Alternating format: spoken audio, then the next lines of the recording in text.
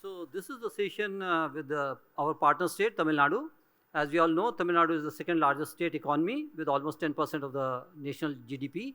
And now I would request my friend and colleague, Aru, to take over and deliver the welcome address, and thereafter hand it over to Priya for this particular session. Thank you. Hello, welcome everyone. Good afternoon as well. Thank you, Puffy, for giving me this opportunity to deliver the welcome address featuring the partner state for this annual forum, Tamil Nadu, which is also my home state. So you can see that I'm doubly delighted. The epicenter of the ancient global maritime trade, Tamil Nadu is the cultural hub of the cosmopolitan community and endowed with a highly skilled workforce and best-in-class infrastructure. Tamil Nadu is also the second largest state economy in India, contributing almost 10% of the national GDP with less than 6% of national population. With its investment-friendly policies and focusing on skilling across a range of sectors, Tamil Nadu is an excellent role model for other states. It is the only state in India to have all its districts covered under industrial corridor projects with an aim of developing globally competitive and future-ready cities. In line with the forum's scale, speed, and sustainability for India at 100, the deliberations will focus on Tamil Nadu's policy on economic agenda towards making it a hub of manufacturing and investments over the next 25 years, its sunrise sectors, as well as setting up of Guidance Tamil Nadu, which is the nodal investment agency to attract, promote, and celebrate investments in the state. I take this opportunity to welcome Mr. Thiru S. Krishnan, Additional Chief Secretary, Industries, Investment Promotion, Commerce Department, Government of Tamil Nadu, and Srimati Pooja Kulkarni, MD and CEO, Guidance Tamil Nadu. Moderator of this session is my dear friend Priya Segal, a Senior Executive Editor, NewsX, and vote of thanks will finally be delivered by my another friend, Anil Kumar Singh, Managing Member, PAFI and Group Head Corporate Affairs, Asian Paints. Over to you, Priya. As Aru just said, Tamil Nadu is one of the, I think, the state's largest economy. But today we have the people here who actually know how they made it one of the largest economies, what they've done, what is the behind the scenes, the people who actually handle the nuts and bolts. And that actually is the bureaucracy in Tamil Nadu, because as you know, it's a state that changes, that throws out a government every 5 years. So any continuity of policy, any framework that has to be laid, it really is the unsung bureaucracy that is doing all the work. And today we have two people from the system who are here, who are going to share a little bit, as what we journalists say, the andar ki baat, as to how it's all done. So Mr. Krishnan, may I request you to first come and address us with a few opening words?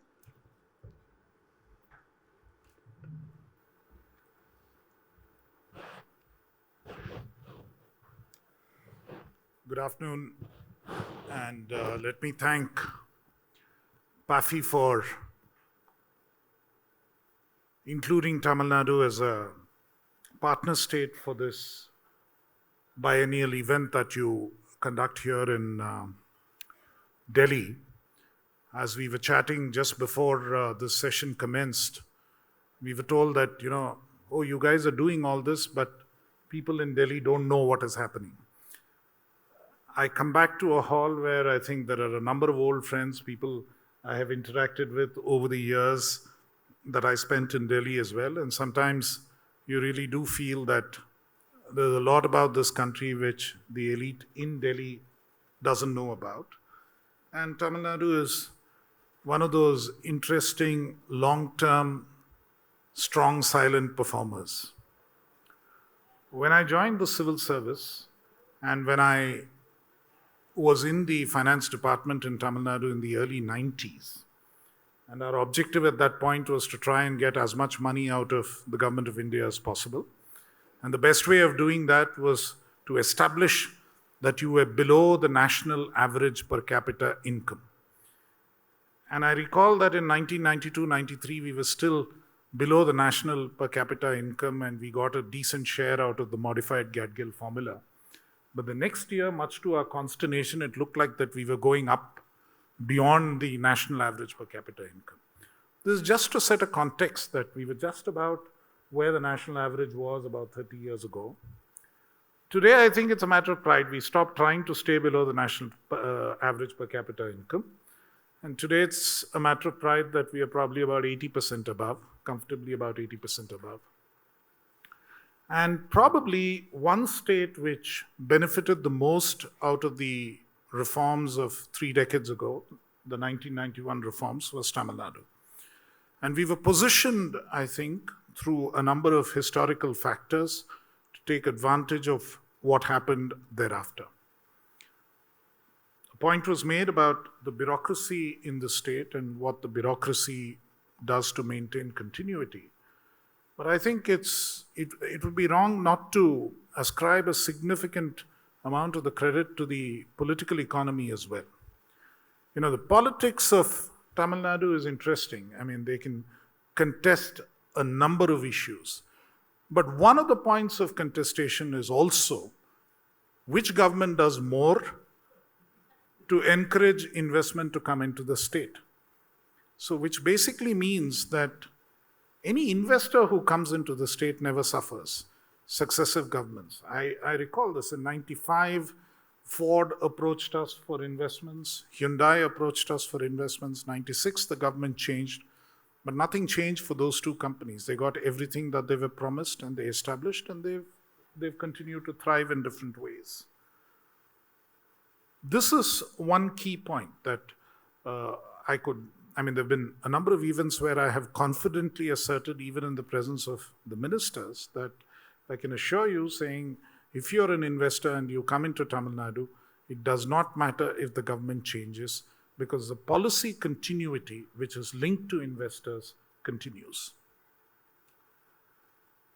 The second important or key element that falls into this framework is that it is a system of checks and balances.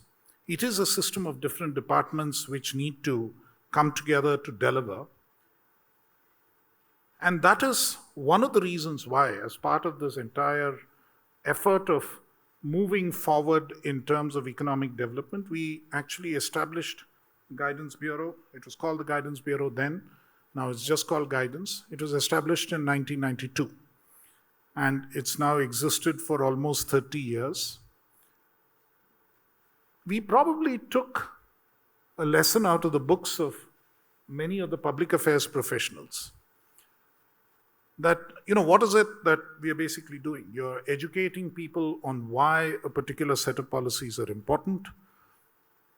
In a democratic system, the interests of various interest groups need to be clearly articulated so that those who make decisions figure that out and go forward. And similarly, within the government system, which represents multiple interest groups, as it is intended to do, there's somebody who represents the Labor Department, somebody who is Environment and Forest, somebody else who is Public Health, somebody else who is a range of these particular issues. We needed somebody to educate them all around as to, how do you sort of, while taking care of the concerns that you have on the environment front or on the town planning front or on preserving water resources front, how do you move forward with a larger agenda of economic development? So how do you balance both of these? That was one key point. The second important element of growth and our growth strategy for Tamil Nadu is inclusiveness. Now, this is intended to be growth for everyone across the state. We are a large manufacturing state, and we actually want to grow the share of manufacturing even further. We are also a large services state, and human resources is the main resource that the state has. A few years ago, a president of the World Bank met our then chief minister, and in the course of conversation, the issue that came up was, Tamil Nadu is supposed to be this populist government, a welfarist state. How do you reconcile the fact that you're a welfarist state with the fact that you require to be business friendly or that you are business friendly? How do these two things go together? Typically, either you're a welfare oriented state or you're a business friendly state. And Pat came the reply that there's no contradiction at all. It's because we follow welfareist policies that we have the quality of human resource that we have, and that's what leads to further economic development, and that's what makes Tamil Nadu a destination of choice for investments. It is still true.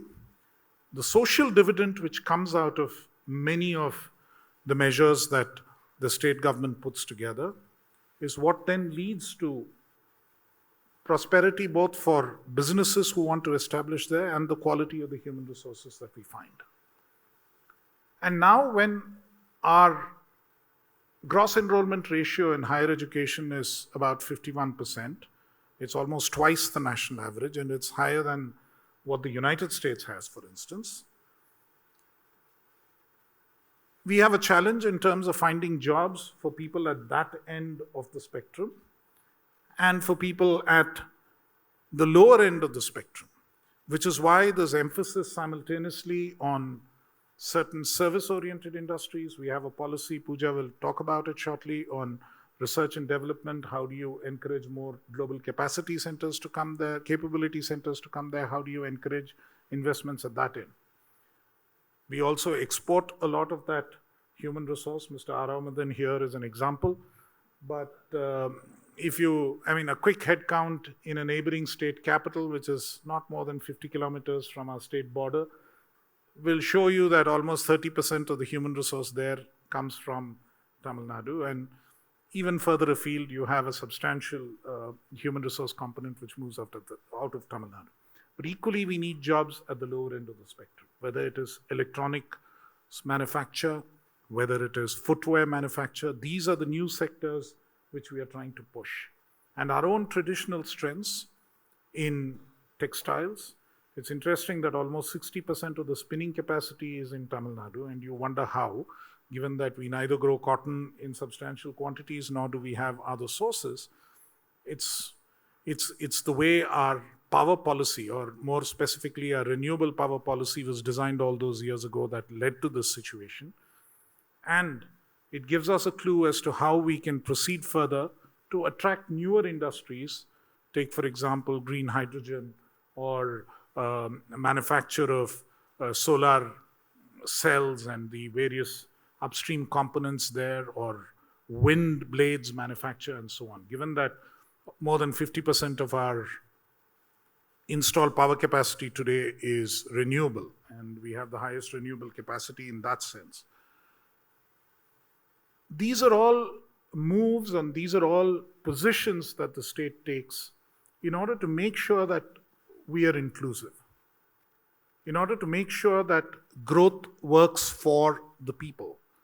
And the point of contestation is always, what is it that we have found for people? Have there been enough jobs created? Are they finding employment?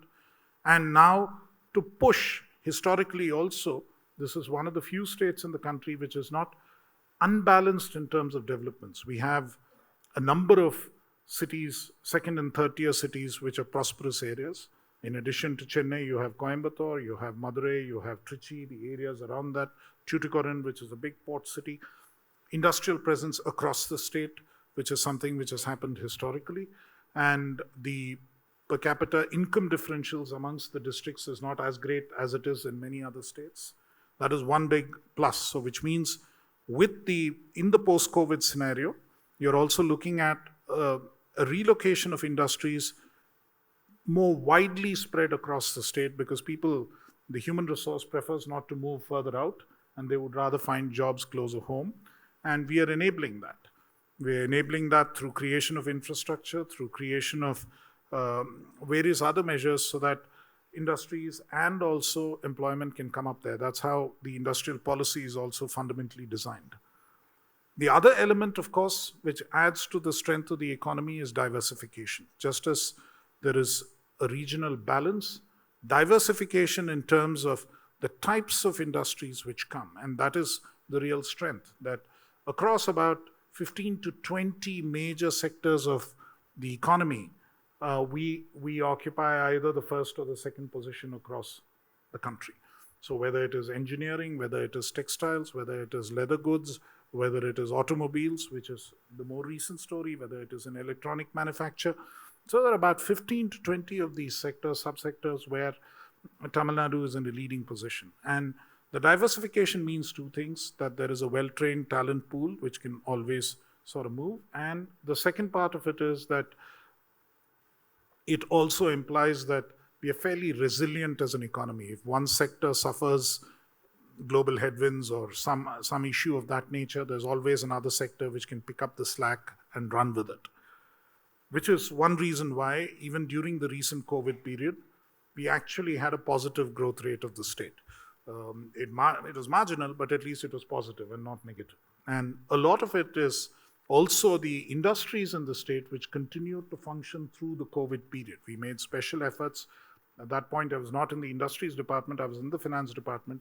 I chaired a committee which would interact regularly with industries and make sure that we enable them to work through that entire COVID period, through even the worst of the lockdown. So, and I think all of those supportive measures, a lot of which is possible only because you have a government and you have a political economy which understands the importance of what investment is and understands the importance of having an enabling business environment, that we are able to deliver the kind of growth consistently and over a sustained period of time.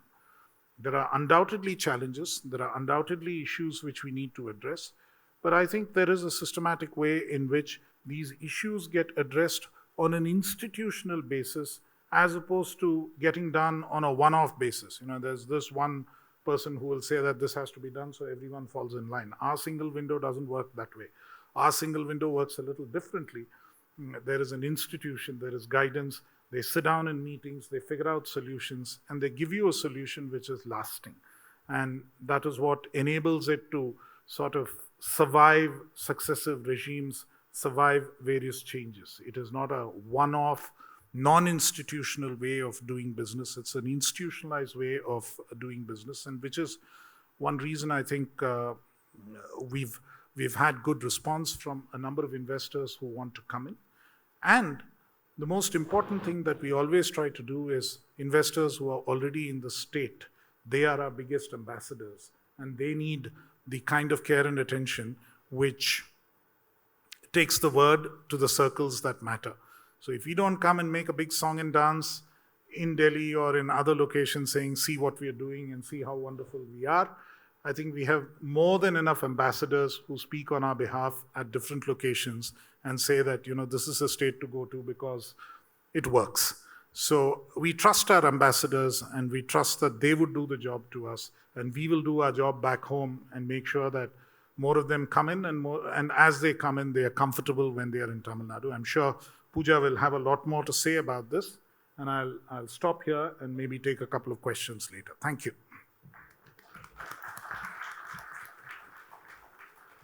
Thank you so much, Mr. Krishnan. In fact, I feel like one of those teachers who's going to be examining a student to whom the question paper has already been leaked to, because he's answered all the questions that we had planned. But having said that, you know, before coming here, I was talking to a lot of people here, and you know, there was a lot of praise for brand Tamil Nadu, of which I think you are a very effective ambassador. They were saying in terms of investment, in terms of clearance, you know, it's a very smooth process, perhaps the smoothest there is in any state. So the word is already out there. And so I must add, there is no one who's currently from Nokia over here in the audience. But I would now like to ask Pooja to come and make a small presentation and take us further into what is happening in Tamil Nadu. Good afternoon, all. Pleasure and privilege to be here. I have, of course, interacted with many of you on a one-to-one basis. It's great to be here as part of a forum and to interact with many more of you. I hope to be able to interact with you on a business basis, not just those who I already have, but everybody who's gathered here. The Secretary has already outlined why we are where we are. I'm just going to give you a brief presentation on the nuts and bolts of how it works. One, about guidance. We are the oldest investment promotion agency of the country, 30 years old now, and going strong.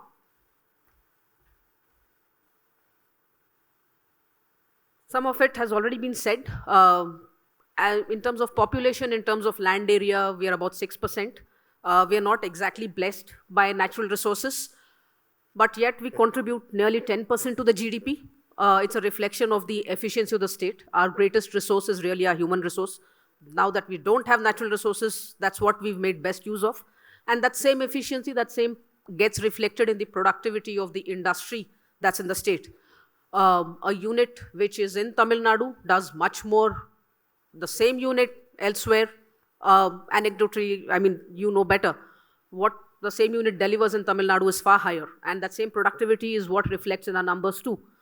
Not blessed with natural resources, 6%, and yet we contribute 10% to the nation's economy.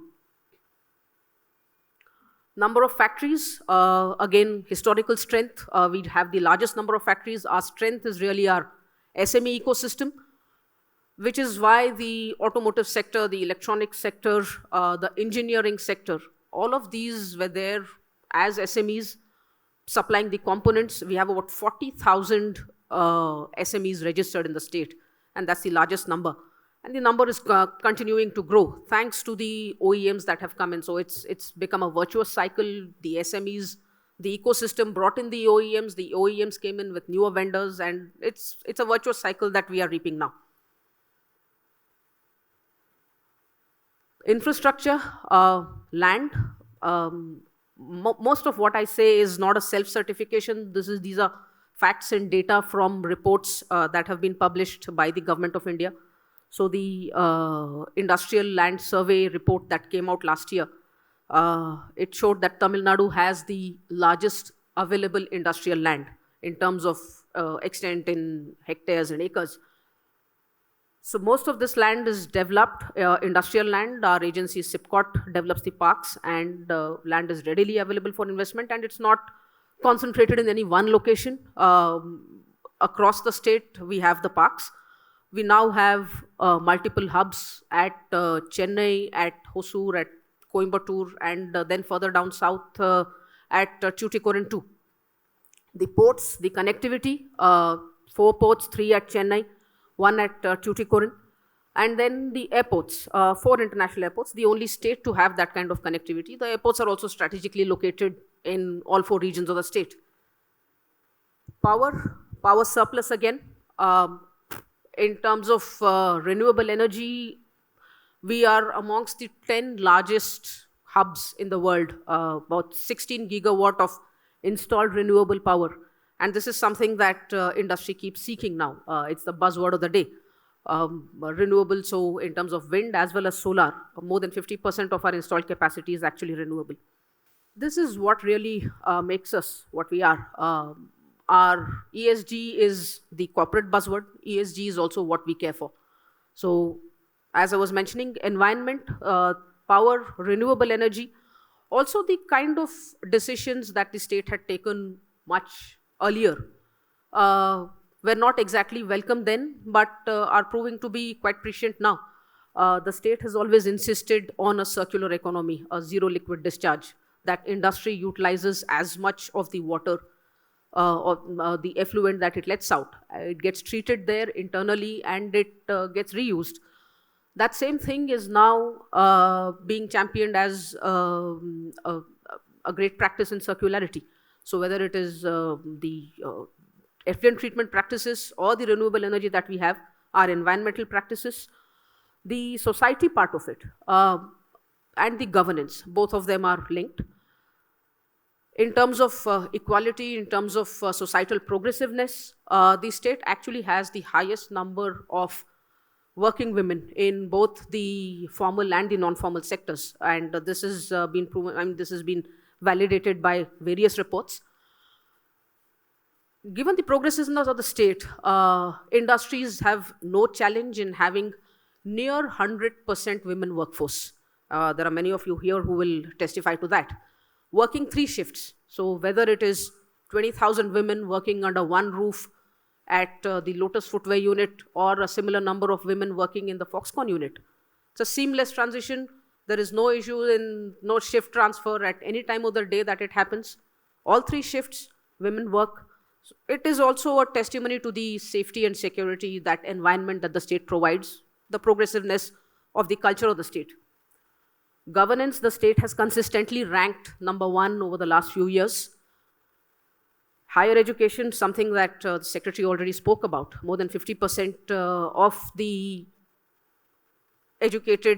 elementary educated children move on to higher education. And it also contributes to the quality of the manpower. The human capital, again, the report that came out published by Government of India, 20% of the best of the top 100 educational institutions are in the state. Engineering institutions, about again 20%. Number of colleges, 1/3 of the top 100 are in the state. So we are not just talking numbers. It's also a question of quality. And that is reflecting in all these numbers and ranking that independent agencies have brought out. As a result, it's no surprise that we have the presence of about 130 global Fortune 500 companies present in the state, many of them in manufacturing. The strategy that we adopt, we have our focus sectors diversified, the export promotion strategy, as well as a strategy to take development to different corners of the state, not have an oasis of excellence and deserts of no development. And the fact that the state has multiple urban centers, not just Chennai, it's Coimbatore, there's Madurai, there's Trichy, there's Tuticorin, and they are spread across the state. So we find skilled manpower across the state. An industry which can set in Chennai can do equally well near Madurai or Tuticorin or Trichy, wherever. So that's the kind of advantage that the state offers. Some of the policies that we've brought about, these are the sectors that we're focusing on. Automotives has been our traditional strength, and that has now reflected in EVs, electronics, precision engineering, footwear. I will come to that later. It's our traditional strength. Textiles is our traditional strength. But even in these traditional sectors, we realize that the winds of change are taking over, and we realize that these sectors are moving in different directions. So we have crafted our policies to cater and to address the growing needs or the different needs that the sector wants. This is of course our biggest strength, contributed by no small measure by the SME ecosystem that we already had in foundries and engineering and casting. Every second car that is exported from the country is manufactured in Tamil Nadu. And the strength that we have, I mean, you have the largest manufacturers, the biggest global names, whether it's a Hyundai or Nissan or a Daimler or a BMW, they're all there. The same advantage is something that we have been able to take into EV. The state has its strengths in electronics, the state has its strength in their automobiles, and an EV is really a bridge between the two sectors. Over the last 2 years, about 1/3 of the investments that have happened in the EV sector have happened in the state. And we are seeing continuous traction in this sector. The ecosystem that this particular industry requires, whether it's components, whether it is tires, all of them are present, and that is what contributes to the growth in the sector. So for automobiles itself, Chennai is really the traditional, the ICE sector. Chennai is the hub. But for EV, we are seeing newer hubs coming up, Hosur and Coimbatore being the other two hubs. So development is there across the state. The EV and battery ecosystem, again, traversing all components, all players within the chain, whether it is the OEMs, the battery makers, the charging infrastructure makers, as well as EV charging players themselves. All of them are present. And these are some of the largest, of course, players that are already in the state. Ola, of course, is setting up the largest two-wheeler factory. And we look forward to more investments from across the state, including in battery and now into the battery cells itself. So the battery hubs in the three sectors, we were among the first to come out with an EV policy in 2018, and we find that in no time, it's just 3 years, so much of water has flown under the bridge, and we need to revise it. We would be coming out with a revised EV policy shortly, and that policy would be more up to date and address, again, the different needs of the sector. Electronics hardware, Again, this sector spans all its sub-verticals, mobiles and telecom, computers and peripherals, the white goods, all of them. The largest players are there, whether it's Sanmina and Flextronics, who were amongst the earliest who came in, to the Foxcons and Pegatrons who have now come in, Bosch, Samsung, name them and the names are there.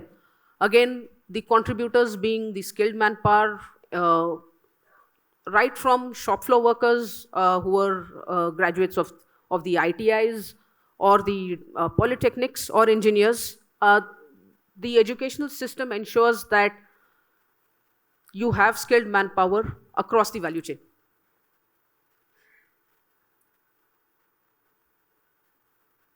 This is where we see growth taking place across the state, not just Chennai. Chennai is, of course, a hub, but Krishnagiri, Salem, Coimbatore, Madurai, and Tirunelveli. So someone like a Honeywell is present in Madurai for long and growing there, and we are seeing more and more players getting into the southern districts also.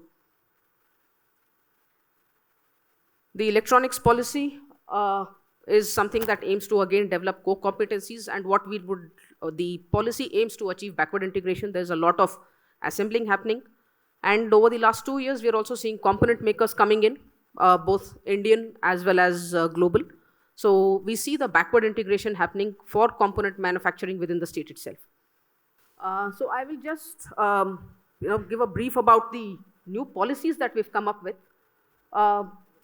Engineering has been the state's strength. Renewable energy I mentioned, and by renewable energy I don't just talk about energy generation itself, but the manufacturing also, both for wind as well as solar. Again, the ecosystem has enabled the global names for windmills, for blades, for turbines, for nacelles, solar PV cells and modules. The manufacturing ecosystem also in this sector we have been able to attract. The downstream water that I mentioned, the solar PV modules as well as cells. This is, just last month we published our footwear policy, footwear and leather products policy.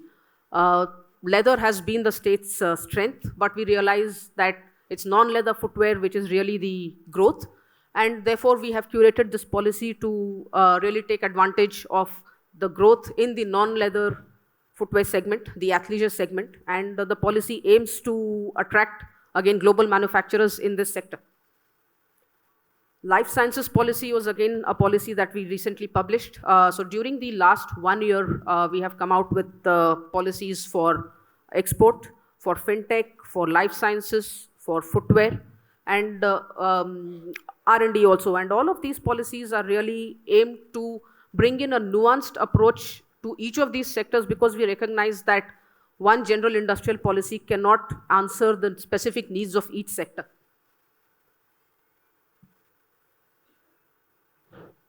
Some of the incentives that we offer under various policies, I will circulate this presentation. This is only giving a brief snapshot, but broadly the subsidies the incentives that we offer, it's either a capital subsidy or a turnover-based subsidy. There are various others.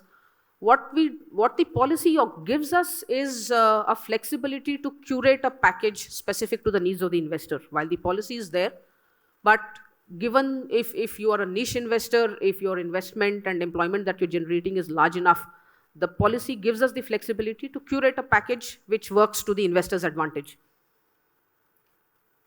This is what I already mentioned. Regional growth, again, I would not go into that. Guidance, I mentioned we are the oldest investment promotion agency. So it's a one-stop shop, starting from investor outreach promotion to facilitation, finding the land for you, getting all the approvals, and investor aftercare too. Guidance is the one-stop shop. So request all of you to reach out. We would take you through your journey in the state and ensure that your project is grounded successfully. Thank you for the opportunity. Many thanks, Pooja, and again apologies. But in fact, by this presentation, we know why most people say that guidance is an investment platform that actually works and is one of the best. And as Pooja has outlined so comprehensively, we all know now why. Just a couple of quick questions, Mr. Krishnan, then I will throw the floor open to the audience also. You said human resource is your main resource, but you know what we were speaking to people and finding out it's not an inclusive resource. You know, you opened your borders. We have a lot of people, I think, from the north. Also, there a lot of people feel there is a language barrier in the Tamil Nadu, but that does not seem to be the case. I think, there is this eternal tension when we go before our cabinet saying that, there are these many jobs. They ask us the question as to how many of these jobs are meant for people from within the state. And we collected data recently on what it looks like. And we find that in certain categories, of course, many of the jobs are for people, shop floor level jobs and so on. But when you look at higher management level, supervisory level jobs, certain other support services, you have representation from across the country. We have large, even expat communities. I mean, there are about 5,000 Japanese, 5,000 Koreans, number of others living in Chennai. The American school is fairly full, and so it's and expanding. There's a British school. So from overseas, from within the country, there's a sizable population from all over the country, and the inclusiveness of the state, at least as far as welfare orientation is concerned, is that we also recognize that in certain sectors like construction, a very large proportion of the employee base comes from other parts of the state. And early on, we recognized that they needed to be felt welcome. They support the economy of the state. For instance, whatever benefits are offered to a citizen or a person resident of the state are offered to every other construction worker, even if he is a migrant worker. We are trying to improve the quality of migrant worker housing significantly so that they feel welcome and safe and happy. Because, they drive the economy. So in that sense, there are different segments. The labor market is segmented, and there is human resource from within the state, which does certain roles and certain functions very effectively. We welcome human resource from elsewhere, which comes and supplements what needs to happen there. And I think, to be honest, many people feel welcome. Anecdotally, I can tell you there was a time when I was resident in Delhi and we were looking for somebody to work, a domestic workforce. And there was somebody I knew who was from one of the Hindi-speaking state. And we asked him saying, why don't you come to Delhi, at least you can speak in Hindi. He said, nahi, main jahan hu, khush hu saab. Ye mujhe Tamil Nadu acha lagta hai. So, and there are people, and I know someone the other day who's Nepali and who lives in Thoothukudi and works out of there and would much rather go back there. So I think the state in that sense has been quite welcoming to people from all over. And even people from the Northeast who are, a number of them in the hospitality industry and other industries, very, very comfortable. The point that Pooja made, that safety is an important element. I have a human behavior. Sorry, you want to add something? Yeah, just to add to what he said. During COVID, in fact, government ran those special trains to take back migrant workers. We found that workers actually preferred to stay back in Tamil Nadu rather than go back to their homes. Well, I'm glad it didn't do that. And in COVID, I should also add that we were probably the only state which paid to send workers who were stranded in Tamil Nadu back to their homes and paid to bring Tamil workers from other states back into the state. The original idea was that the state where they were located were required to pay the railways. We found that in other states they were not willing to pay, so we paid at that end as well for the workers to come back. So, that way we are fair. So. Fair, and you avoided the Bihar quagmire for sure. But I have a human behavior question. You said that there is a continuity. One of the reasons why you're so successful in your economy is there is a continuity of policy despite a change of governments. And in fact, governments compete with each other to make sure that they do better, deliver better deliverables. This doesn't gel with the fact that the politicians themselves, they are so vindictive, especially in Tamil Nadu, towards each other. So I'm a little surprised at this, the public face and the... See, the point is, like I told you, it's not one person oriented. If an investment is coming in, it's an institution oriented investment. There's an institutional framework within which it comes. And I think, politicians are nobody's fools. They're probably amongst the brightest and smartest people you will ever encounter. And they realize, if something good is happening, they're happy to take credit for it. And, as a civil service, I think our role is to get the job done and let the credit be taken by the political establishment, which allows you to do what needs to be done. And I think that's how it works. So they throw each other in jail, but they won't kill each other's projects. I mean, they're interested in each other. They're not interested in the project. The project is fine. There's nothing wrong with the project because, again, like I said, the clearance is institutional. That is a reassuring note. Just one more question is the fact that, initially Tamil Nadu was more in services, skills, you're known for your software sector, your skills industry, but now it's more, the emphasis seems to be more and more on the manufacturing industry. I think that's a misnomer because I think traditionally we've had a strong manufacturing base. As Pooja pointed out, the largest number of MSMEs in the country are out of Tamil Nadu. The largest employment in MSMEs is also in Tamil Nadu. And traditionally, there have been large industries which have been based there, and the manufacturing initial base has permitted the base to expand further. And like I said, as an inclusive growth strategy, while it is important that at the upper end you have value-added services and value-added jobs, you need shop floor level jobs, you need jobs for the middle segments of the population, people who are educated up to a level, say class 10, class 12, educated in ITIs with vocational training and so on. They need jobs. And practically everyone who passes out of an ITI or who passes out of a polytechnic with a diploma in Tamil Nadu finds a job much more easily. The engineers find it a little more difficult, but the ITI and polytechnic people find jobs almost immediately. So I think it's important that we address every segment, and that is the inclusion element, and which is why we are still particular that manufacturing needs to be promoted, and we need to find jobs in the manufacturing sector to address what the population of the state needs. Any questions? We have time for a couple of questions. Vinita? I represent the health sector and we are very much present in Tamil Nadu, also Apollo. But my question is to you, Pooja. You mentioned a very interesting statistic of women, the gender lens, and that how well Tamil Nadu as a state is doing with women participation, whereas in the country, LFPR, the labor force participation rate for women is going down, but in your state, it looks like it's a nice up there statistic. So what is it that you have done to get more women into the workforce? One is you start from the bottom. First, get all the girls in school, ensure that they stay there. So across our education system, starting from elementary right up till college, you will find that the gender balance across the education system is 50-50. You do not find an imbalance either in school and neither in the higher education institutions, whether it's the regular arts and science colleges or the engineering colleges.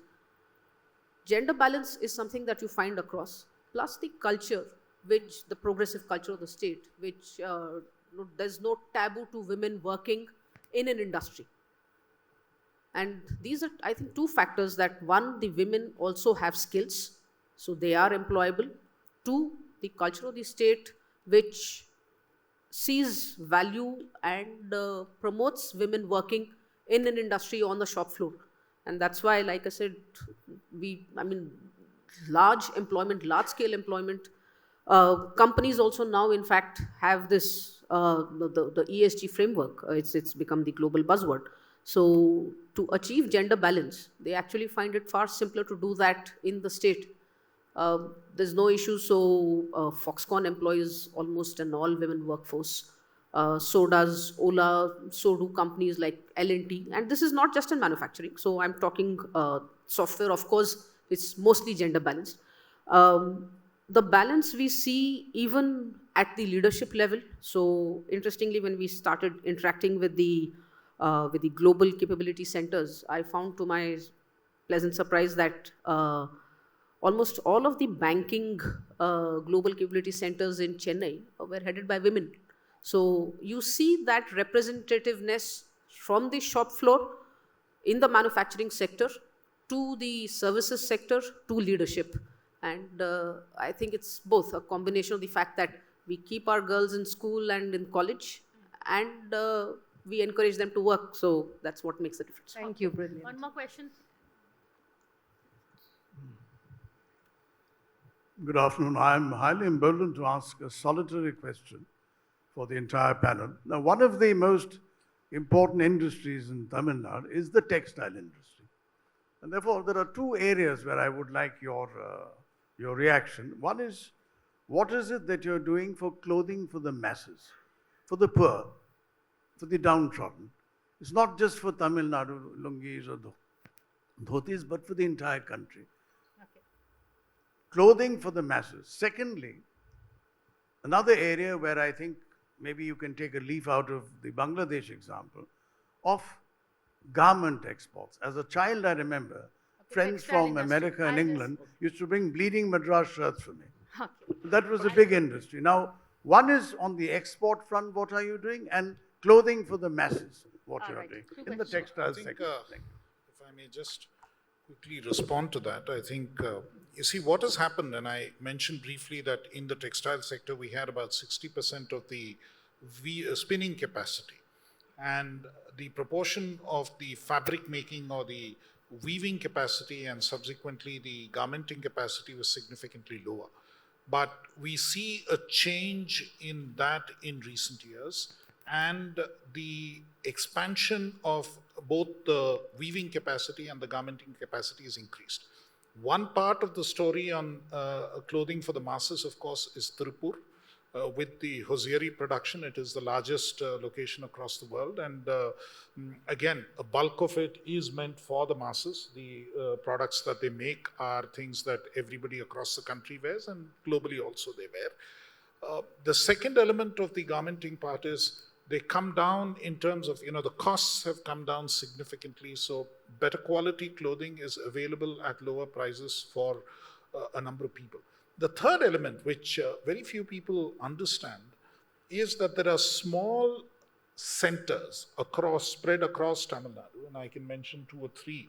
There's a village called Dalavaipuram near Rajapalayam, which produces the largest number of women nightwear anywhere in India.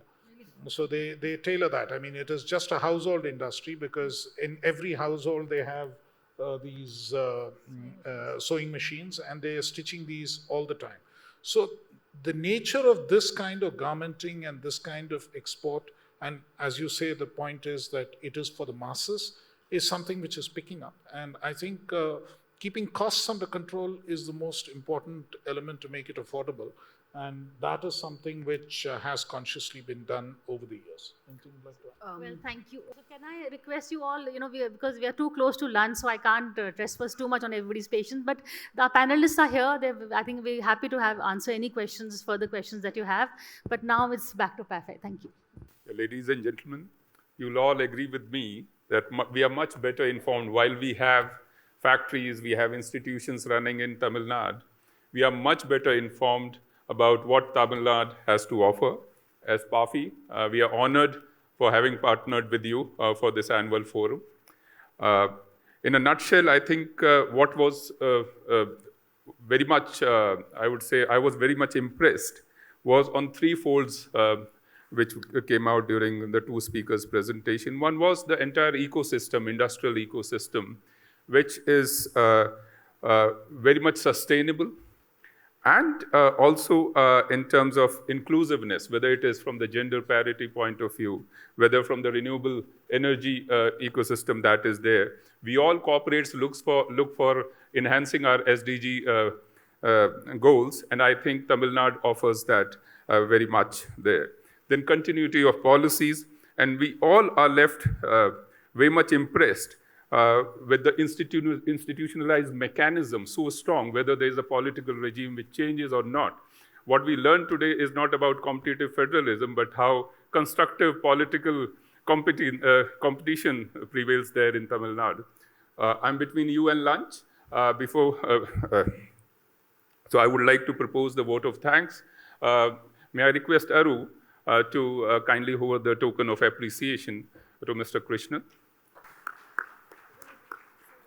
Yeah.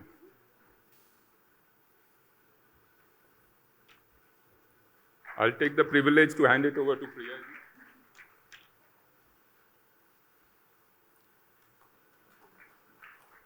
Thanks everyone.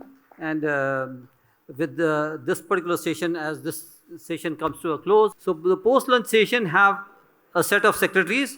So we have a Defense Secretary, we have DPIIT Secretary,